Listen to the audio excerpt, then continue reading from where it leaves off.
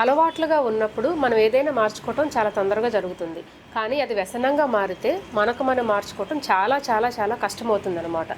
దీనికి తెలుగులో ఒక సామెత చెప్పొచ్చు, మొక్కై వంగనిది మానై వంగునా అని. ఒక చిన్న కథ చెప్పుకుందాం. గురువుగారు తనకిష్టమైన శిష్యుడితో వేరే ఊరు వెళ్దామని బయలుదేరి అడవిలో నడుస్తూ ఉంటారు.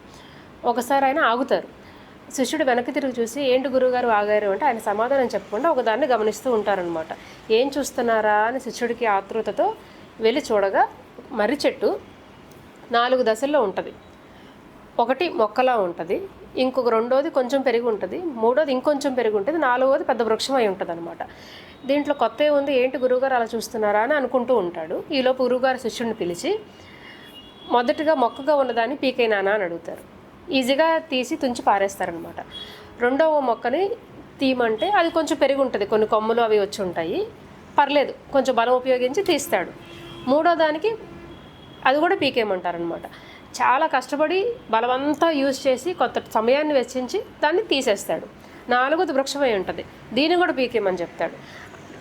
శిష్యుడు 2 చేతులు పట్టుకుని కాళ్ళతోనూ తన సాయశక్తులు ప్రయత్నించినా ఎన్ని గంటలైనా సరే కనీసం కదల్చలేడు. అప్పుడు గురువుగారు పిలిచి ఏం చెప్తారంటే, మన అలవాట్లు కూడా ఇంతే.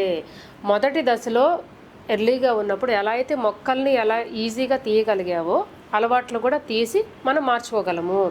కానీ పెరిగి వృక్షమై పాతుకుపోతే, వ్యసనంగా మారితే అది తీయటం చాలా చాలా చాలా కష్టము.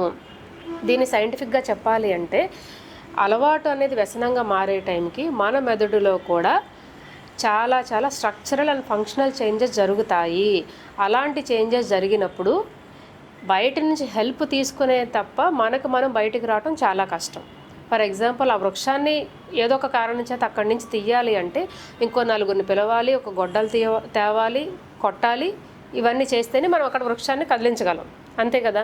అలానే వ్యసనం అనే స్టేజ్లో ఉన్నప్పుడు డాక్టర్ దగ్గరికి వెళ్ళాలి, అవసరమైతే మందులు వాడాలి, కౌన్సిలింగ్ సెషన్స్కి అటెండ్ అవ్వాలి. అప్పుడే దాని నుంచి బయటికి రాగలగా ఒక శక్తిని మనకి వస్తుంది. ఇలాంటి దశలోకి వెళ్లకుండా ఉండాలి అంటే prevention is better than cure అంటాం. ముందే అలవాట్లు అనేవి వ్యసనంగా మారుతున్నాయా లేదా అని తెలుసుకుని ఫాస్ట్లోనే కట్ చేసుకుంటే లైఫ్ అనేది చాలా బాగుంటుంది. Thank you.